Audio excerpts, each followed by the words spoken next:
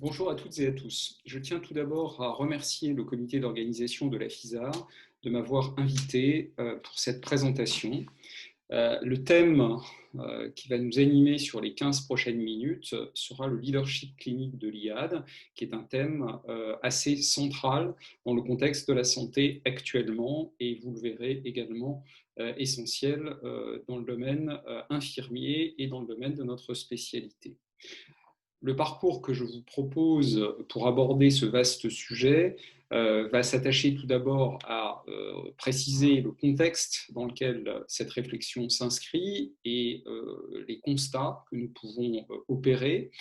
Je préciserai ensuite quelques éléments de cadrage concernant le leadership, sa déclinaison dans le domaine infirmier et en faisant un focus bien particulier sur sa composante clinique, ce qui nous permettra d'envisager la manière dont tout cela peut être transposé dans le champ ouvert à la pratique IAD en France, et cela nous amènera à des conclusions et à des perspectives.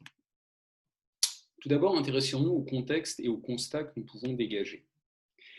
Alors, il est clair que, quel que soit le lieu où on exerce actuellement, les environnements de pratique sont marqués par une complexité croissante, par des réorganisations qui se succèdent, qui nécessitent de gérer le changement, et également par un souci à la fois de pertinence des soins, mais aussi de recherche d'efficience et de performance.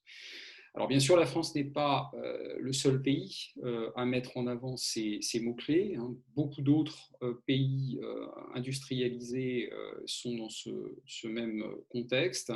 Et ce qui est intéressant de remarquer, c'est que nombre de ces pays ont, en termes de stratégie, privilégié le développement du leadership infirmier de manière à contribuer à relever ces challenges. Il est communément admis que le leadership permet de faire face à ce contexte hautement dynamique de manière adéquate, en permettant plus d'anticipation et de réactivité. Alors, pour se convaincre du caractère prégnant de ce concept au niveau international, eh bien, le leadership est très présent dans les publications.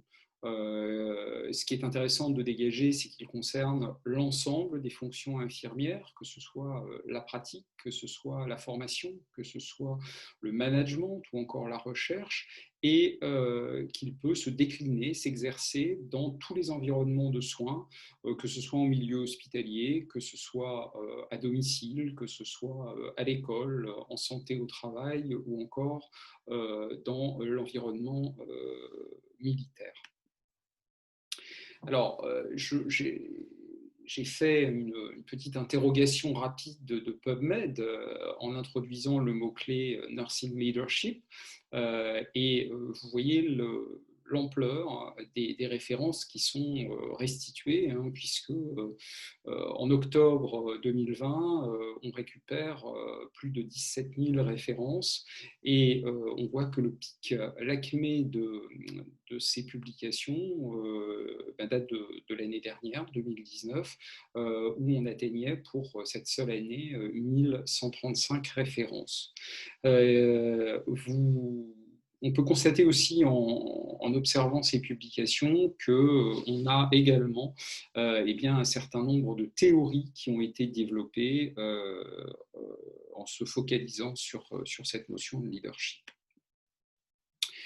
Alors, lorsqu'on constate que 2019 est une année qui a été marquée par un nombre assez conséquent de publications dans ce domaine, c'est aussi parce que a été lancé à l'initiative de l'OMS et du Conseil international des infirmières, le programme Nursing Now, hein, qui a pris tout son essor durant cette année 2020, même si tout cela a été quelque peu perturbé par la crise sanitaire que l'on connaît, mais il est clair qu'au niveau international et pour l'OMS, eh bien, le développement du leadership infirmier constitue une condition absolument indispensable à l'atteinte des objectifs du millénaire qui ont été fixés par cette organisation internationale.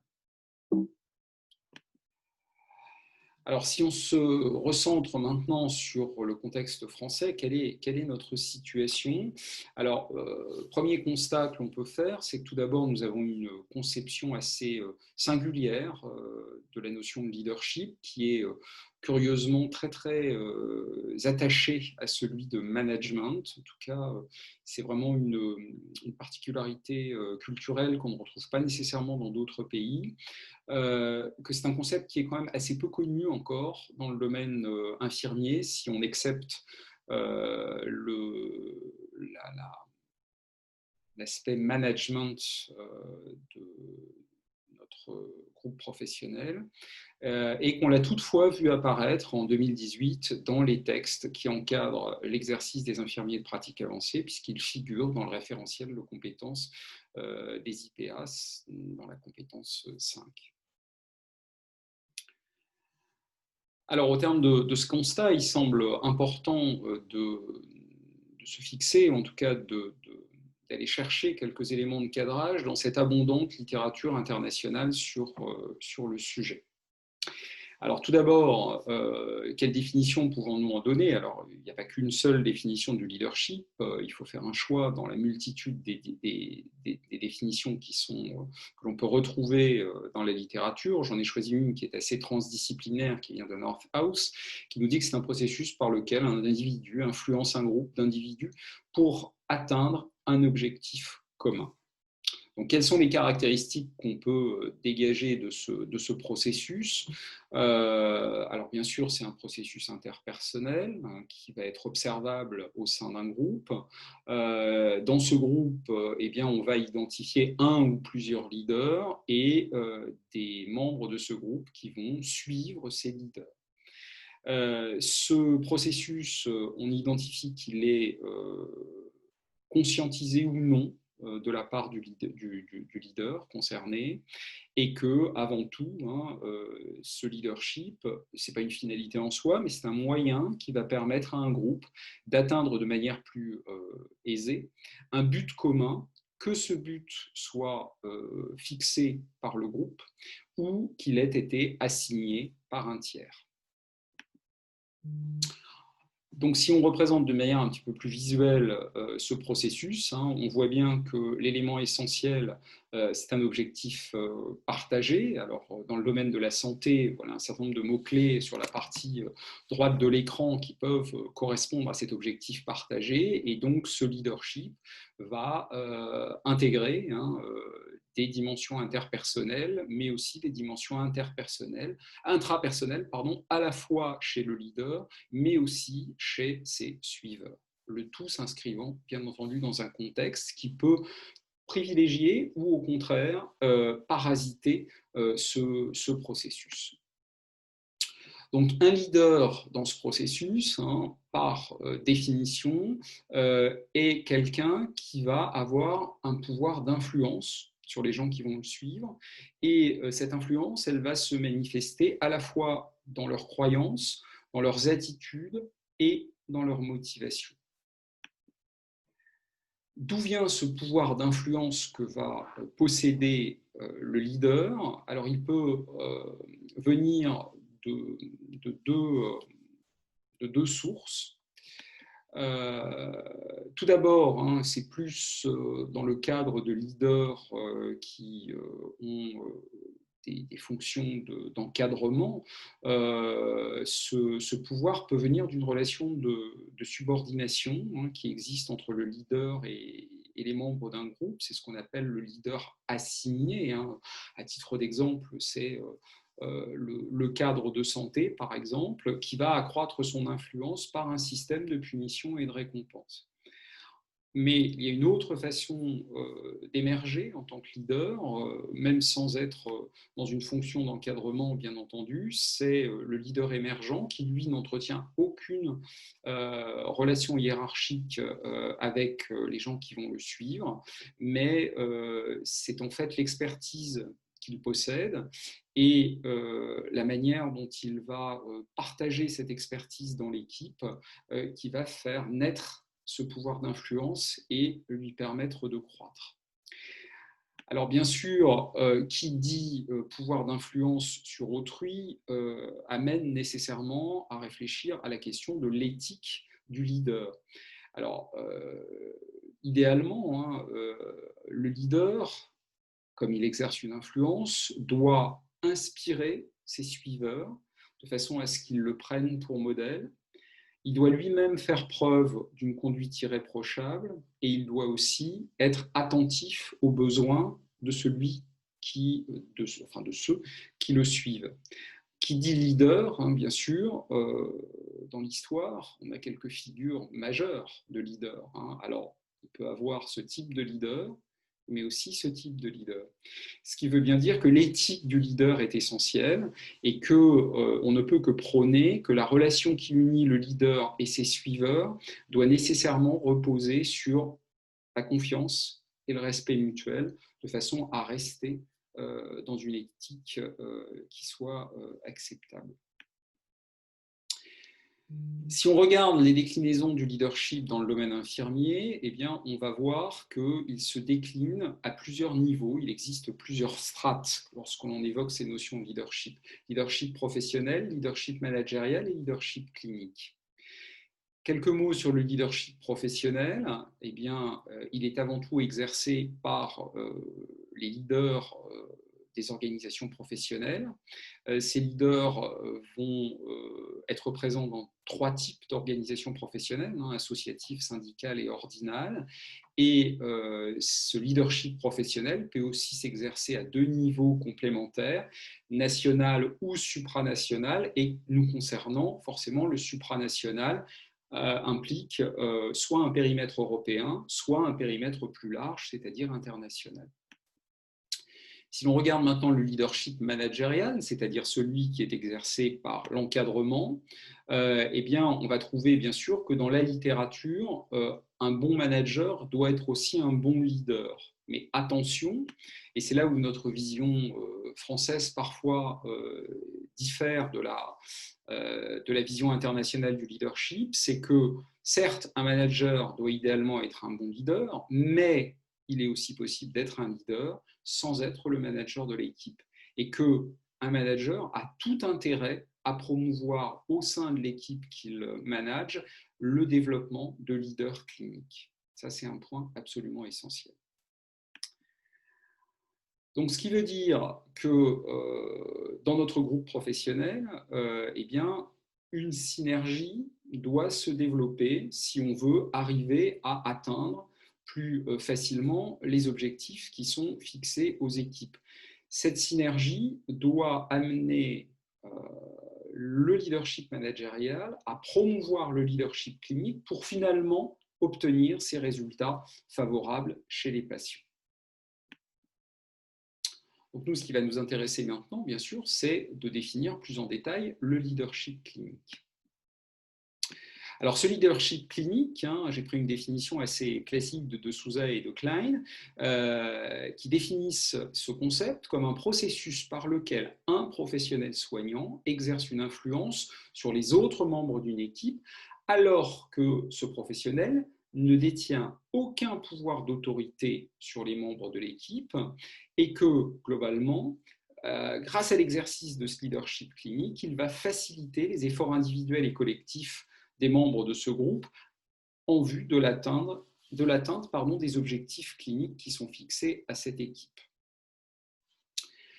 Donc, ce leadership clinique, bien sûr, et le leader clinique, c'est avant tout un soignant qui a une activité principale qui est d'ordre clinique. Il a été identifié également, notamment par Chavez et Yoder, que certains soignants avaient une prédisposition à exercer ce type de leadership. Et bien sûr, hein, on a vu dans la définition, un élément clé, c'est que absolument aucune relation hiérarchique, aucune relation de subordination entre ce leader clinique et les membres de l'équipe qui vont le suivre.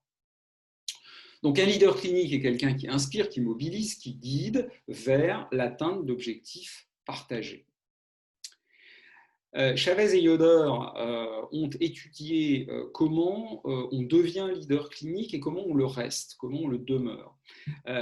Donc, ils ont identifié que l'acquisition requiert 3 conditions chez le leader clinique. Il doit posséder de bonnes connaissances et des compétences cliniques bien présentes. C'est ce qui vont lui donner la crédibilité au sein du groupe. Il doit ensuite faire preuve d'une communication efficace, notamment de manière à pouvoir partager son expertise clinique. Et dans la manière dont il partage, dont il transfère ses connaissances et dont il contribue au développement de compétences chez les différents membres du groupe, il doit redonner du pouvoir, c'est-à-dire être dans l'empowerment, de façon à mobiliser les potentiels des membres de ce groupe.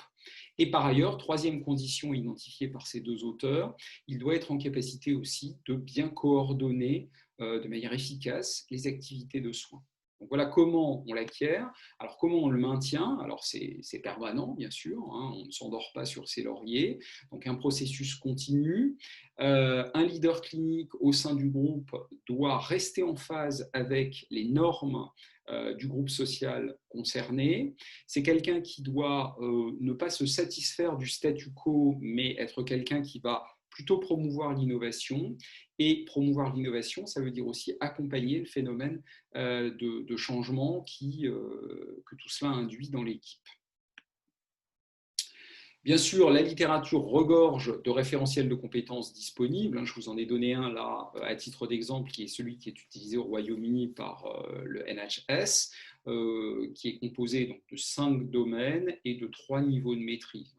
À titre d'exemple, il y en a bien d'autres que vous trouverez dans la littérature internationale. En tout cas, les référentiels existent, on ne part pas de zéro. De même, il existe des instruments validés qui permettent d'évaluer l'exercice du leadership clinique. Je vous donne à titre d'exemple le Clinical Leadership Survey qui a été développé par Patrick et qui repose sur les 4 domaines identifiés. Malheureusement, la validation et l'adaptation en français restent encore à réaliser. Là encore, si vous êtes en recherche de sujets de recherche, eh bien cette adaptation et cette validation pourraient être intéressantes de façon à pouvoir utiliser ces instruments dans le contexte français. Bien sûr, les études ont montré également qu'il y avait des obstacles potentiels au développement du leadership clinique qui peuvent être individuels, propres aux soignants qui ne va pas oser aller dans ce champ-là. Ils peuvent être intrinsèques au groupe infirmier. Il a été identifié aussi parfois, dans le groupe infirmier, on a tendance à taper sur les têtes qui dépassent, de façon à ce que chacun soit au même niveau. Donc là encore, ce n'est pas aidant au développement du leadership clinique. Et puis on peut aussi avoir des facteurs extrinsèques qui sont liés soit aux autres groupes professionnels avec qui on travaille, soit liés à l'encadrement qui n'a pas cette attitude visant à développer ce leadership clinique au sein de l'équipe.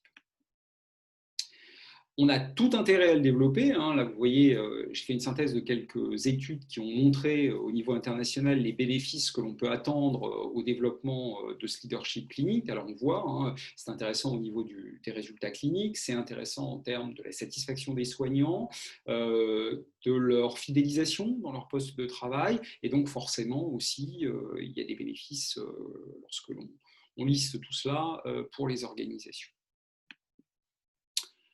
Alors maintenant, quelle déclinaison on peut en faire au niveau de la spécialité d'IAD et bien sûr plus spécifiquement dans notre environnement national? Donc, là encore, on va rester sur un objectif de synergie. Alors, ça veut dire quoi pour nous? Ça veut dire que le leadership professionnel, il s'exerce au niveau supranational, hein, notamment par l'IFNA, qui est très active. Il est décliné au niveau national, hein, au travers différentes structures, hein, à la fois le SNIA, le CEIAD et puis le Conseil national professionnel. Et même chose également au travers des élus ordinaux IAD. Mais ce qui va nous intéresser, c'est la strate du leadership clinique, hein, tel qu'il est exercé par les IAD dans leur activité quotidienne. Alors, l'approche internationale, elle est intéressante, mais on est vite confronté à des difficultés parce que forcément, on va avoir une approche plurielle du concept, tout simplement parce que la spécialité n'est pas structurée de la même manière en termes de périmètre et de mission d'un pays à un autre. Hein, c'est un des problèmes. Et puis, si on se recentre uniquement sur l'activité d'anesthésie, on sait bien aussi que les modèles d'organisation de l'équipe d'anesthésie ne sont pas identiques d'un pays à l'autre et le degré d'autonomie qui est laissé à l'infirmier anesthésiste en fonction des modèles n'est pas non plus toujours superposable. Cela dit, si vous regardez le référentiel de l'IFNA, hein, eh bien on voit bien que le leadership apparaît en filigrane, à la fois dans les standards de formation et puis ensuite dans l'exercice. Si on se recentre maintenant sur la partie nationale, eh bien sûr, il est nécessaire de réfléchir à la mise en œuvre de ce concept dans les champs d'activité clinique qui sont ouverts à l'IAD, hein, à la fois l'anesthésie, les urgences préhospitalières, la SSPI, les équipes douleurs et la réanimation. Et quand on regarde ces différents champs d'activité, on voit bien que le leadership clinique ne va pas nécessairement s'exprimer de la même manière en fonction de ces différents champs d'activité. Si on se centre sur la définition qu'on citait précédemment de Souza et Klein, on voit bien qu'en fonction des domaines d'activité, le leadership clinique de l'IAD va être soit intra-professionnel, c'est-à-dire au sein de l'équipe infirmière, hein, infirmiers, aides-soignants, auxiliaires de puériculture, ou interprofessionnel avec d'autres intervenants, médecins, chirurgiens et autres professionnels. Donc, on peut distinguer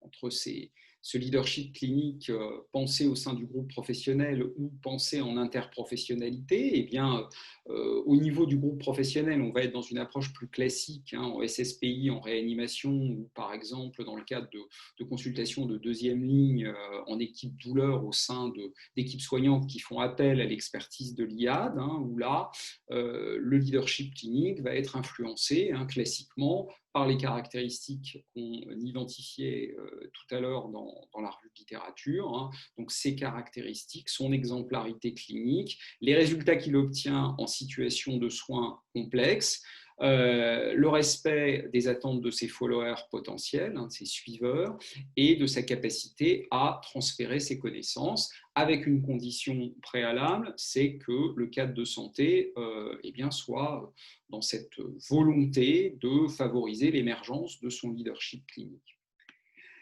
Dans des situations, dans des contextes de pratiques différentes comme l'activité peranesthésique et les interventions SMUR, là, on est plutôt dans un leadership clinique qui va s'exprimer en interprofessionnalité. Hein, et là, on va avoir des spécificités de ces contextes de pratique, hein, avec une équipe pluriprofessionnelle, avec une taille beaucoup plus réduite de l'équipe, et tout cela va devoir s'inscrire dans une pratique collaborative assez étroite entre, d'une part, l'IAD et le médecin, qu'il soit urgentiste ou médecin anesthésiste réanimateur. Et ce type de leadership va être sous la dépendance de facteurs d'influence multiples, intrapersonnels, interpersonnels, contextuels, situationnels et temporels. Alors, si on décline tout ça dans ces deux champs d'activité, concernant la pratique peranesthésique, hein, on voit bien que les facteurs d'influence vont correspondre en fait aux caractéristiques intrapersonnelles des leaders et de ses suiveurs. Autre facteur d'influence interpersonnel, c'est ce qui va caractériser la pratique collaborative entre l'IAD et le MAR. Les facteurs contextuels vont renvoyer à la spécificité de l'environnement et des activités qui sont menées, au niveau qui est en général assez anxiogène, en tout cas caractère assez anxiogène du bloc opératoire. Et même si on a une finalité identique au sein de l'équipe anesthésique et chirurgicale, et bien globalement, les objectifs spécifiques ponctuels peuvent parfois être divergents. Ce qui va être important aussi pour l'émergence de ce leadership clinique, ce sont des facteurs situationnels, hein, les événements imprévus et notamment les contextes d'urgence. Et dernier type de facteurs qui vont intervenir, les facteurs temporels, les différents temps de l'intervention, bien entendu.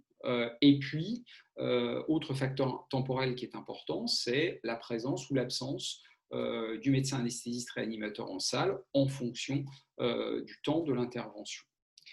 Là aussi, dans ce contexte-là, on voit bien qu'on peut être avec des leaders qui vont être concurrents, hein, entre notamment IAD et médecins anesthésistes, ou au contraire, en fonction de ces différents facteurs, un leadership qui va plutôt être partagé entre ces deux professionnels de santé. On peut faire un constat assez similaire pour les interventions SMUR, où on se retrouve toujours avec ces facteurs d'influence intrapersonnels pour les différentes parties concernées, les facteurs interpersonnels, relation qui unit l'IAD et le médecin urgentiste, les facteurs contextuels, donc notamment les spécificités des urgences préhospitalières, et aussi des facteurs situationnels, notamment si on est dans un contexte d'une intervention avec un seul patient ou si on est dans le contexte d'une intervention avec des victimes multiples qu'il faut gérer. Là encore, on peut se retrouver soit avec des leaders concurrents, notamment entre médecins urgentistes et IAD, mais aussi une autre possibilité qui serait sur un leadership beaucoup plus partagé. Alors, ces deux constats nous amènent à retourner dans la littérature pour voir quelles sont les préconisations autour de l'activité de l'IAD dans ces contextes-là.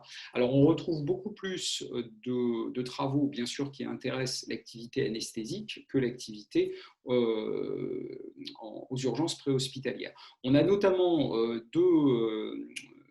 deux papiers qui nous viennent d'auteurs suisses qui sont assez intéressants parce qu'ils vont mettre en avant en termes de préconisation que la pratique de l'anesthésie en équipe est quand même quelque chose qui est à privilégier et que dans cette équipe anesthésique, plus on a un leadership partagé, et plus l'équipe est efficace. Et plus au contraire, on va avoir un leadership qui va être uniquement focalisé sur le médecin anesthésiste, dans ces études, plus on va avoir un niveau de performance qui va être moins élevé. Arriver à ce leadership partagé, ça requiert bien entendu la mise en œuvre de compétences non techniques, à la fois au niveau du MAR et de l'infirmier anesthésiste, et comment on va les développer, les conforter au travers d'activités de type team building et puis par ailleurs avec des formations qui vont développer ce leadership, notamment des formations qui vont promouvoir, qui vont utiliser l'apprentissage par simulation. Alors, quelles conclusions, quelles perspectives? Alors, tout d'abord, des conclusions un petit peu plus générales. Il semble nécessaire au niveau de la France de revoir notre approche du concept de façon à l'ouvrir au-delà de l'activité d'encadrement et de le penser beaucoup plus en termes de synergie. Il est aussi nécessaire d'introduire ces compétences au leadership clinique dès la formation initiale. Ce qui nous permet, sur des pistes de réflexion beaucoup plus centrées sur notre spécialité, là encore, de travailler au développement du leadership partagé dans notre modèle français entre le MAR et l'IAD, et de le faire dès la formation de spécialité et de le continuer dans le cadre d'activités de développement professionnel continu, cela va de soi. C'est quand même un sujet qui percute notre activité et notre actualité, plus exactement, dans la mesure où on voit bien qu'on est dans un contexte de réorganisation des urgences préhospitalières, notamment avec la réflexion qui est en cours sur les IPA urgences et leur périmètre d'intervention. On a vu aussi ce qui s'est passé autour de la crise sanitaire qu'on traverse lorsque des IAD sont reversés dans des services de réanimation. Et puis, bien sûr, tout cela s'inscrit dans un panorama plus large qui intègre nécessairement l'évolution démographique des médecins anesthésistes et l'évolution du ratio MAR-patient. Comme vous l'avez compris, c'est un sujet qui est actuellement encore sous-exploré au niveau français, donc qui regorge d'objets de recherche qui peuvent être explorés dans le cadre de travaux ou de mémoire. Voilà d'une manière assez synthétique ce que je souhaitais aborder avec vous sur ce vaste sujet. Voilà quelques références sur lesquelles je me suis appuyé pour préparer cette présentation et je reste ouvert aux échanges sur ce sujet. Je vous remercie de votre attention et vous dis à bientôt. Merci.